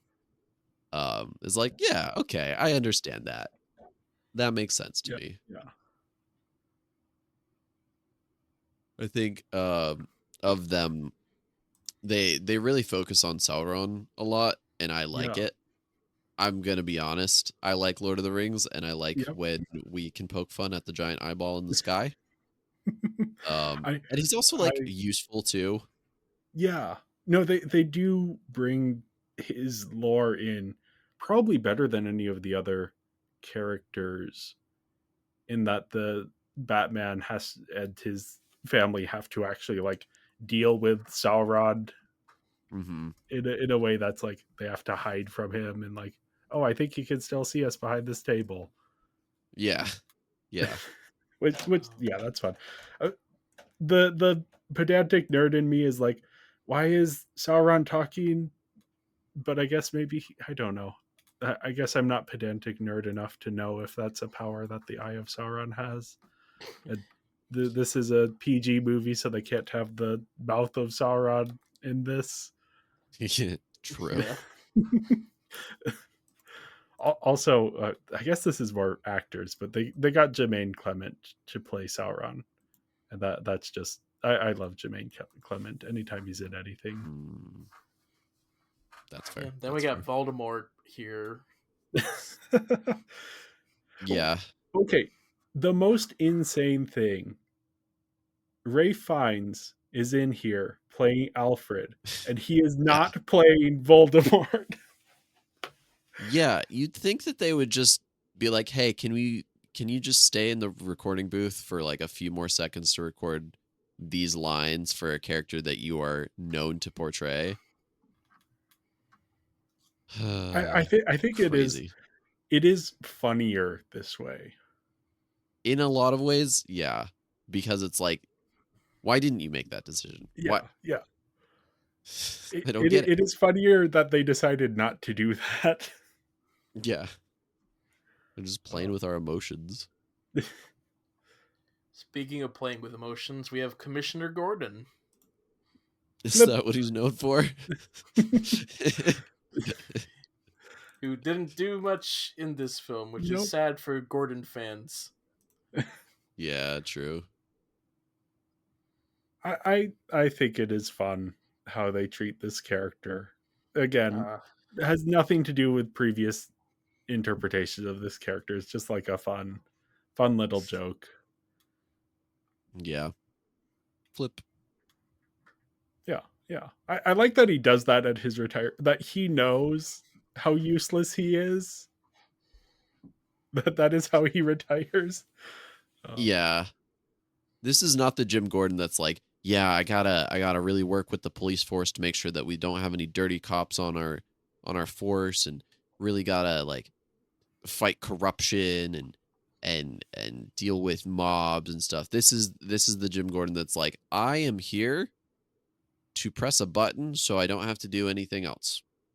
That button is my job. I do kind of think that this version of Gotham, the Lego version, probably doesn't have any mob in it. I mean, they I had the there is a shot that has the iceberg lounge in the okay, background. okay. I did remember Well, seeing that. And the penguin is there, yeah, but it I might guess be more of he's like, mob related. yeah, Yeah, I don't think we see any of the mob bosses though. no. I'm forgetting what their names are, but that doesn't matter. Yeah, all the I'm trying to come up with them too, and I'm just naming They're all pastas in my brain. Italian. It's not working. Fettuccine, Yeah. ravioli, Maroni, Maroni. Falcone. Maroni. Oh yes, That's one of them. Falcone. Uh, John Falcone. coming in with the deep lore. Yeah, there we go. Speaking of icebergs. Anyway, last character I have on this list is Batman's computer, which doesn't really do Pewter. anything. I do like that he refers to it as pewter. Um, Pewter. I just like that it gets its little moment where Batman has sent everyone away and told the computer to take them out for tacos, and then it's like, Yeah. well, actually, I can ignore that order and help you save the day. Yeah. Yeah, the computer being put into the like the robot of the like bat that is flying them Yeah, away and whatnot is funny because the computer is almost the pet of the house too. If we're talking about like yeah. family members, it is the pet. So it being in the role of like, yeah, I I'm gonna act out the scene from Lassie to send the computer away is funny. I am also just realizing I forgot to put a very important character on this list. Rope. Rope. That's such a good point. the, Very important the character. hero of the movie. Just that moment of Batman's like, okay, I need to go outside of and like fix the engine. I have 3 other people in this cockpit with me. I'm going to tie a rope to the steering mechanisms to, Yeah, to keep an surely eye it'll on work. things. Rope's in charge while I'm gone. And then like he's doing all this crazy stuff and Alfred falls off and Barbara finally like throws Rope aside and is like saving Alfred, and then Batman gets in and he's like, Rope saved Alfred. It's like, no. No, obviously not. No, But obviously. Oh, just that I love that joke. It's again to go back to Phineas and Ferb.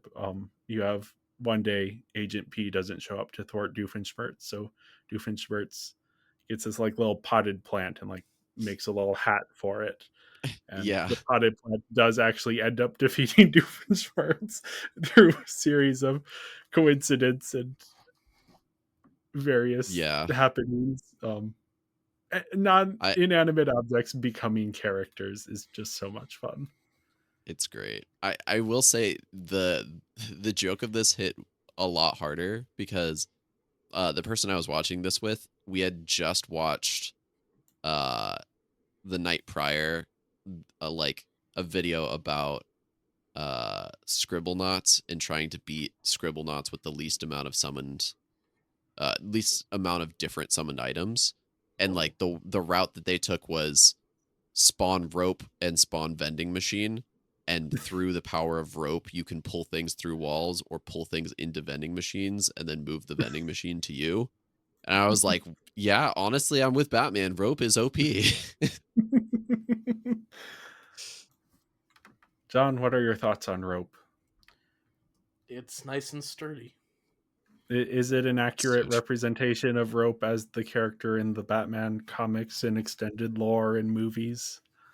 No, rope would have been like some sort of metal polymer. I don't know. It doesn't matter. uh, yeah, anything else on characters before we move on to visuals?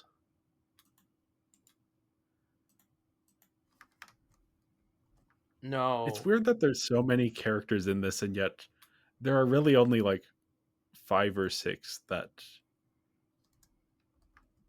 matter much. yeah. I guess we didn't talk about Phyllis, the Phantom Zone attendant. I like that Oh, the she's so brick. Yeah. cheerful. I don't know Yeah. that there's much else to her, but yeah. I think when I first watched the movie, she was the character I liked the least because I was like, Okay. who is this? What? I don't think the Phantom Zone has attendants. I think it's just a space that they go into. It's a weird mirror that everyone is screaming in. Yeah. Yeah. Yeah, exactly. Sometimes it looks like a rock quarry in Vancouver, depending on what we're watching. But Who's to say?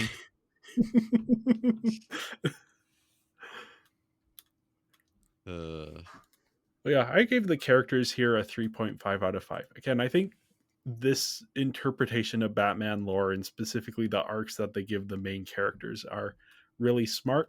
I am dinging it a few points for the inclusion of non-Batman characters, which I know we all have different opinions on that. I still don't care for it.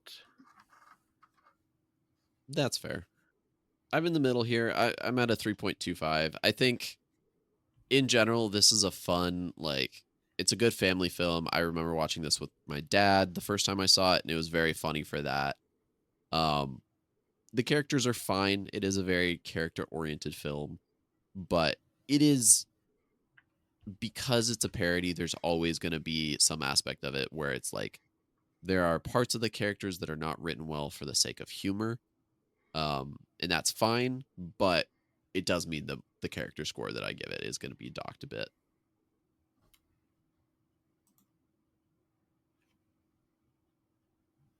Oh, did we lose? John, hi, what about hi. you? What do you think? I gave the characters a 3. Like I said, parody is a thing, and the characters were the part that I didn't care the most of. So 3 for me. Well, yeah, on now to the Fair. visuals. Visuals. Yeah. This Visuals. is similar to the Lego movie, but with a couple new elements, literally. Um, Hmm. we have water and smoke effects that are actually designed to look like water and smoke rather than being Lego versions of it. And Yeah. I don't know if this is controversial. I think it really adds something special to the film. Like when we're starting Mm. out and there's like rain on Lego bricks and the way the lighting is interacting with it just looks so good. I That's fair. agree. Visually, it's great and looks stunning. However, those elements were Lego in the Lego movie, and so I don't like that it's not the same in this one. So I I gotta. I think It's there's nitpicky, but it yeah. bothered I me when think I there's a watched it. I'll have to agree with you there. I think there's definitely a mix that they could have done a little bit better. Like I would have been fine if rain was regular water, but like oceans and stuff were more Legofied. I think the lighting in this movie they did a lot better. Some of the like texturing and like shaders were a lot better. I you know, I appreciate the inclusion of the smoke, but I think the smoke particle effects that they used in this movie just did not age as well as um how the Lego movie did their particle effects with Lego. I think since this movie a lot of like volumetric lighting has come a long way, and I think there's just better ways to do it now to make it look a little bit more natural. And so when I was watching this, I was like, "Oh, this is a little bit dated," and so I found that a little bit unfortunate. But I think the better lighting that they had to it brought it to a point where I was like, "Well, the lighting is better, and so if this part is just a little bit worse, I think it comes out to be about the same." Um, Ultimately, like my score is the same between both of them because of that. Although I might be willing to dock it like a little bit just because it doesn't age quite as well. I'm undecided on that. Yeah, for me, I honestly didn't notice much about the smoke effect. So yeah, that is something that I am not an expert in. So I will definitely defer to you on that. But I don't know. The other thing for me is that there's so much personality in the shot compositions and the movement of the camera. Yeah. And it's doing this thing where it is very much mimicking this particular style of film. But then I don't know, it's just there's so many interesting choices, like how big Wayne Manor is. Yeah. Like there are like three fireplaces, and one of the fireplaces is the size of a house. Yeah. Also, Like okay, is Wayne Manor always on an island? I feel like no, right? yes, No, I That's think it usually is. it is it? depends. Okay. Depends on which version. Right, John? No? Depends on which Oh. version. Sometimes it's like a Okay. little island. Sometimes it's just in this far secluded corner where there are woods. Depends on where you go. Okay. Most of the time, I it is think not that though. version is the one that I'm more used to. Yeah. Okay. So it's not unheard of though. It's just not Yeah, I necessarily might the be norm. thinking of. Yeah. But it's usually That's at fair. the edge of a I cliff or really enjoy something. this interpretation. Yeah. Yeah, yeah. Mm, In Lego canon, it Yeah, is I just fair. really very enjoy much an island. how big everything is. And Yeah. yeah, that with Wayne Manor, especially at the beginning, it's really highlighting the loneliness. Like Citizen Kane. Yeah, yeah. That's fair. And it is an important like symbol for Batman's isolation from the rest of the world. Yep. Totally. I've seen that movie too. Anyways, so this Lego um Citizen Kane. yeah, that's the next the Lego movie coming out. The I mean, Lego they did a Citizen Kane. documentary, so it's like not outside the realm of Yeah, possibility that they could do something like that. yeah, that's fair. That would be fun. Anyway, yeah, I really like the visuals here. This is definitely the one that I go back to, and I do definitely see the other perspective as well. I'm not as tuned into the advancements in smoke technology, so I would definitely defer to Toa on that front. But again, just the opening shot of the airplane with the rain, Yeah, and it blows my mind. I remember watching the trailer and just being like, "Oh, this is something special."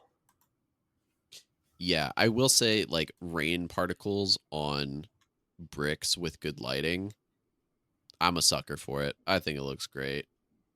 Um, but yeah, visually, like it's hard to complain for me about Lego movies that look like actual Lego.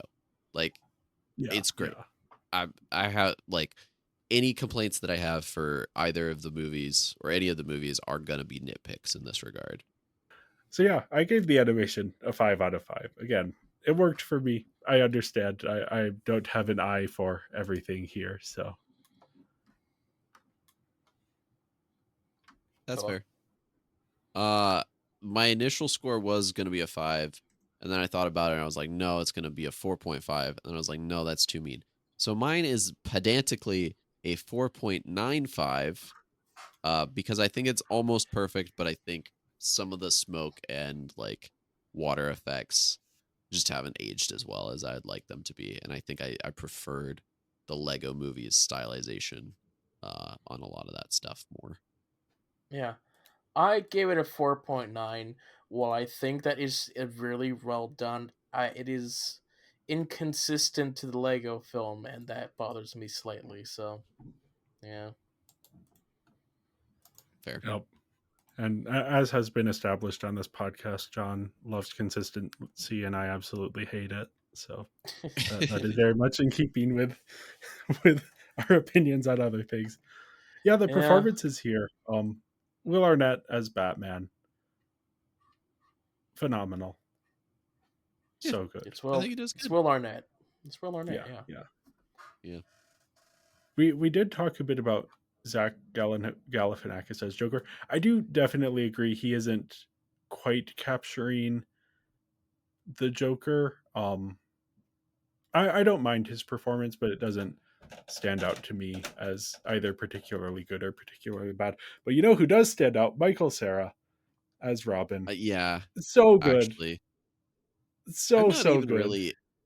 I'm not a huge fan of Michael Cera. Like, I think some of his work is good, but like everything he does is so Michael Cera that Yeah. sometimes it's a bit much. This is like the perfect role for Michael Cera, though. Like, it's just yeah. This is a pathetic little kid with big eyes that you might want to hate to start with, but you just can't. Yeah, that's exactly it. Yeah. John, how do you feel about Michael Cera in this role?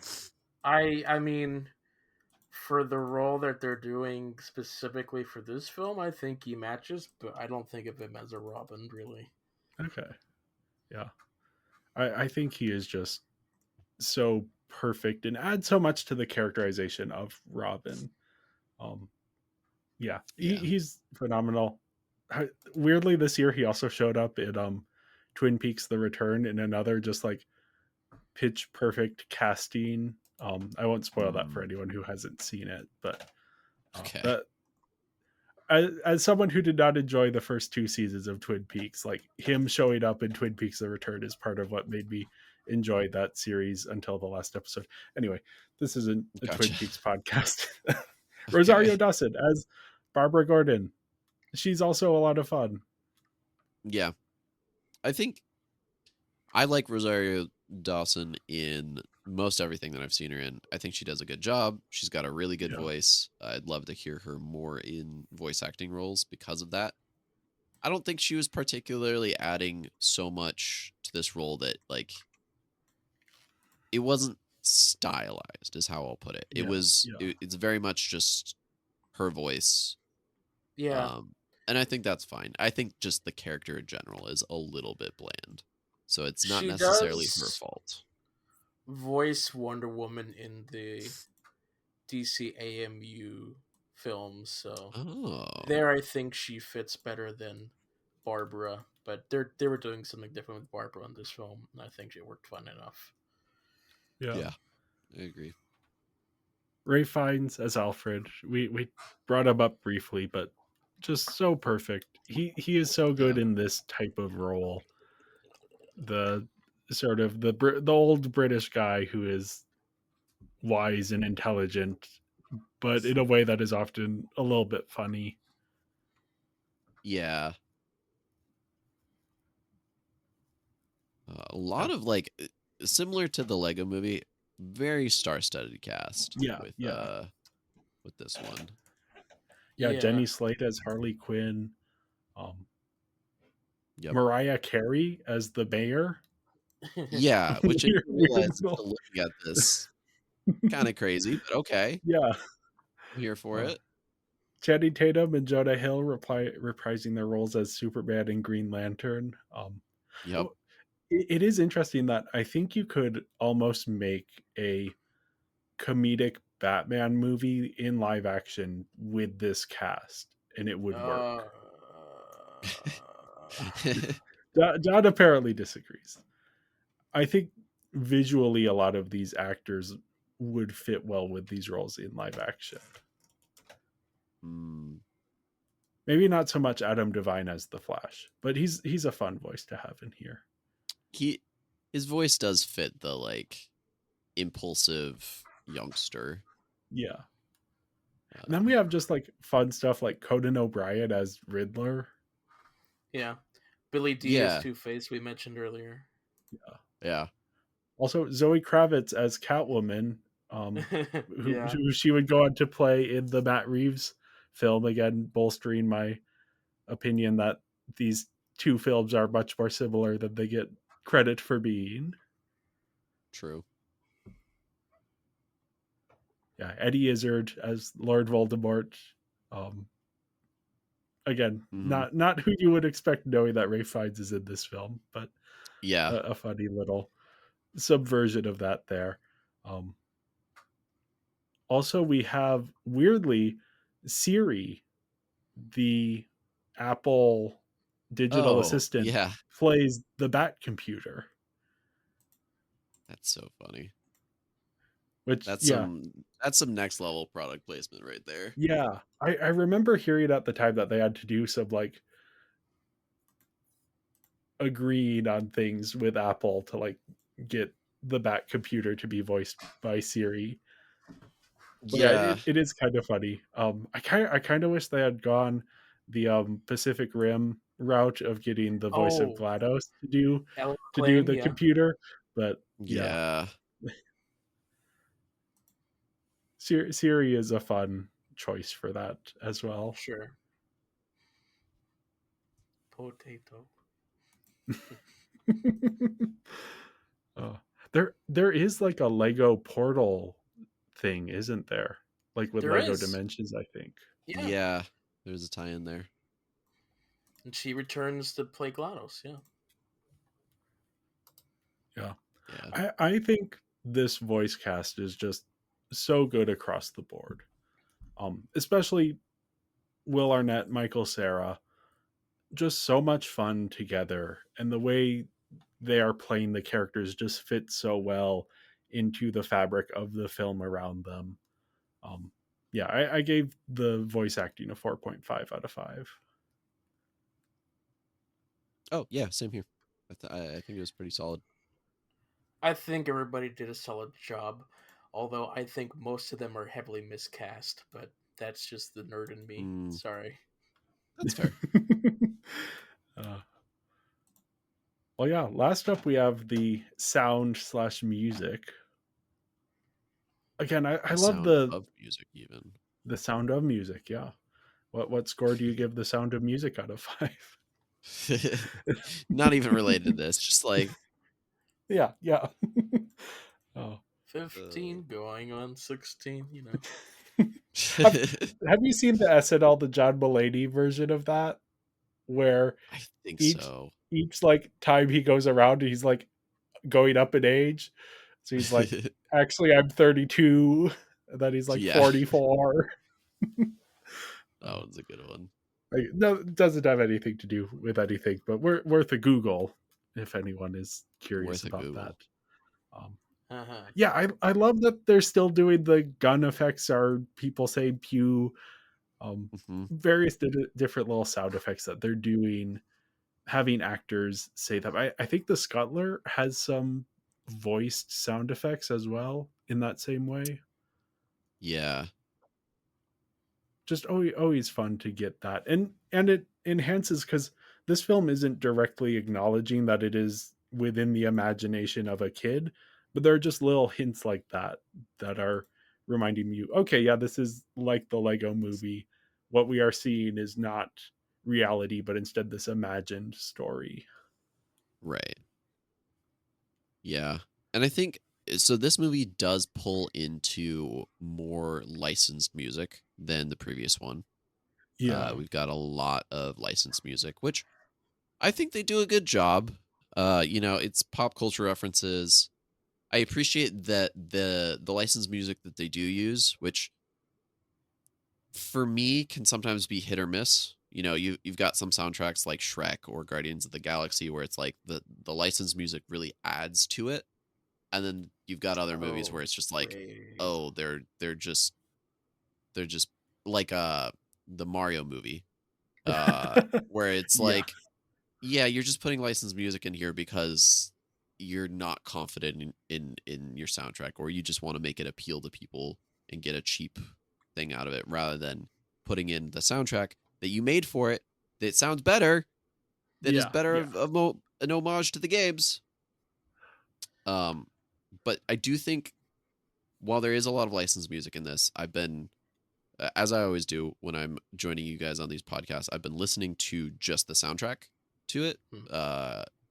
the score, and the score does a really good job. They have some really fun tie-ins to old uh, Batman music and themes, um, and so I think they do a really good job. I'm a sucker for like throwing in an electric guitar Yeah. to add epicness to something, and they do that several times in the score. So I think the soundtrack was pretty solid. Yeah. I It is very good. just realized Batman was watching a live action film, Yes, he Mm-hmm. was. He was watching Jerry Maguire. which, according to the Lego movie, they were not aware of those people existing. Anyway, let's forget about that little nitpick of mine. Yeah, I don't have much to say about the soundtrack. I didn't focus on it this time around, but yeah, it does sound like what you'd expect for Batman stuff. I also just really like Batman's song from the beginning. I occasionally go back and listen to it because I think it's just fun. His little "Let's Go Nuts" mix, where he's Hmm. Yep. just hyping himself up, and yeah, it's just such a fun way to introduce us to this specific version of the character and like what his whole vibe is. Yeah. I, I this was the unfortunate part about watching with somebody who's never seen any Batman movies. I had to pause less than 5 minutes into the movie to explain the "Let's Get Nuts" reference, and it doesn't hit really as hard unless you've actually seen that film.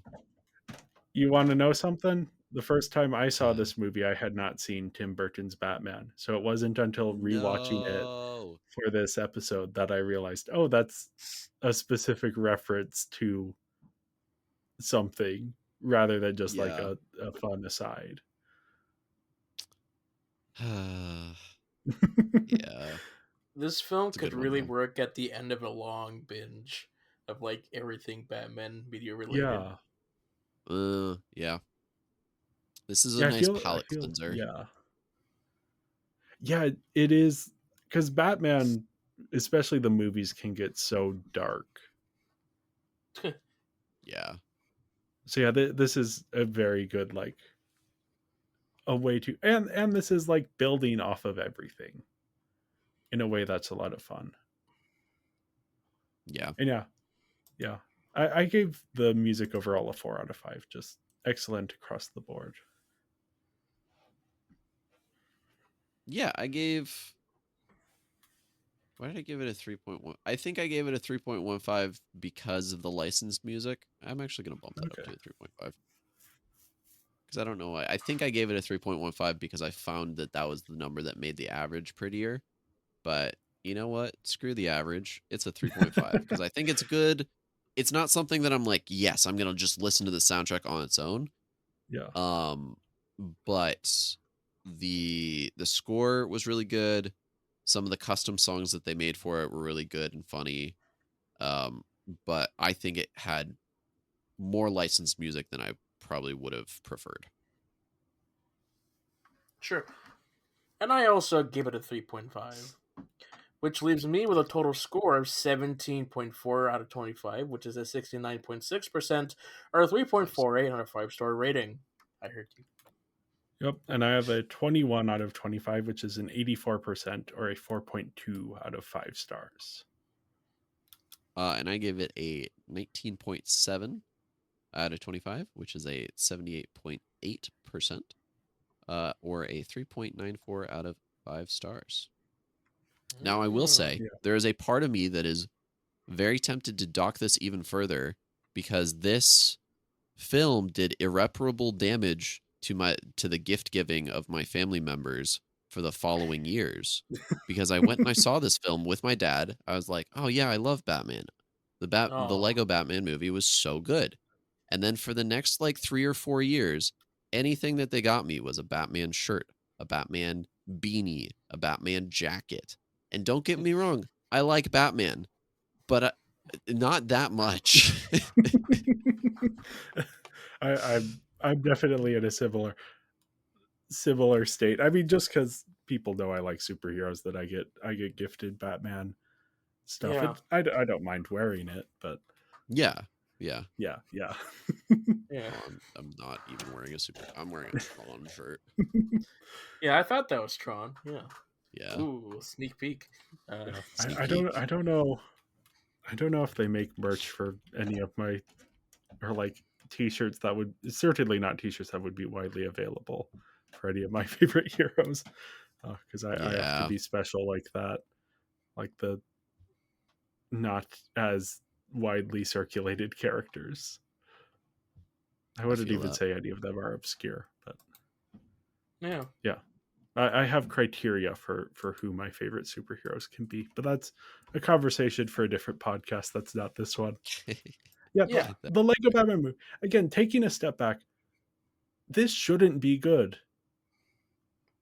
This is Yeah. a toy movie about a media franchise that was made because Warner Brothers wanted a successful Lego movie spinoff and also to boost their brand.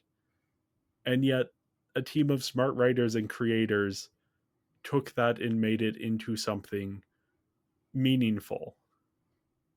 And maybe it doesn't work for Yep. everyone. I know it doesn't work for John. But there are so many ways this could be so much worse than what we actually Yeah. got. Totally. Fully agree. I Yeah. I was talking to someone and just telling them that yeah, I'm doing this podcast about this movie, and they're like, "Oh, that's actually my favorite Batman movie."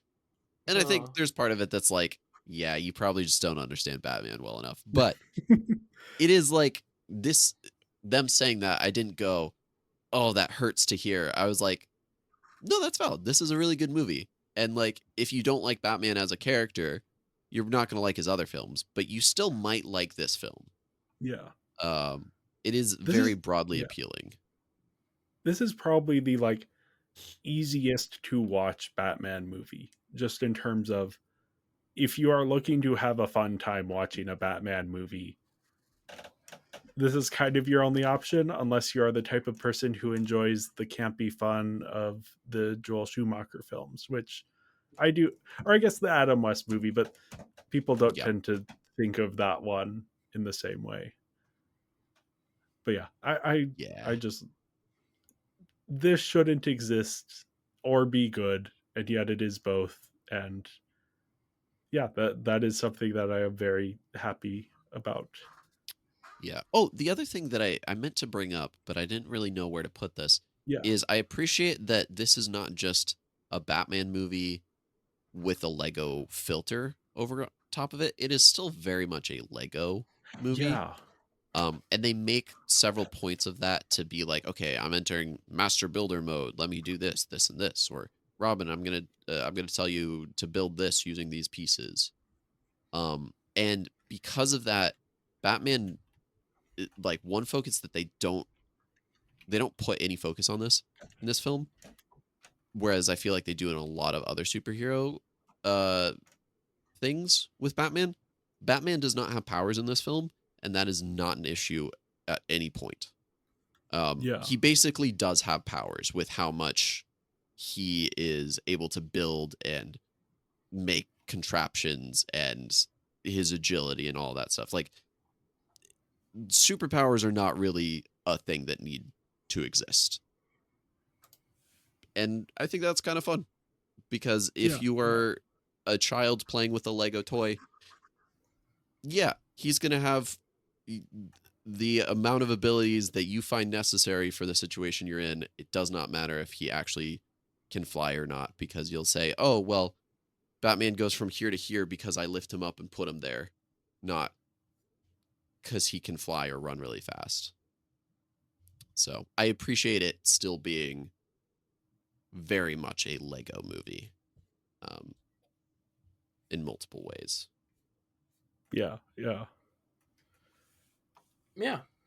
Well, with that, thank you everyone for listening, and make sure to follow us on social media. We're Binging Barbie Podcast on Instagram and Tumblr, Binging Barbie on Blue Sky and Serialized, and Binging Barbie, a Barbie movie podcast on Letterboxd. And if you enjoyed this episode, make sure to leave a 5-star review and go to our join our Patreon at patreon.com/Binging Barbie Podcast. We will be back next week. We will jump up, kick back, and whip around and spin as we talk about the Lego Ninjago movie. And until then, always bet on black. Bye, So true. Batman. Bye, Batman. Bye, Batman.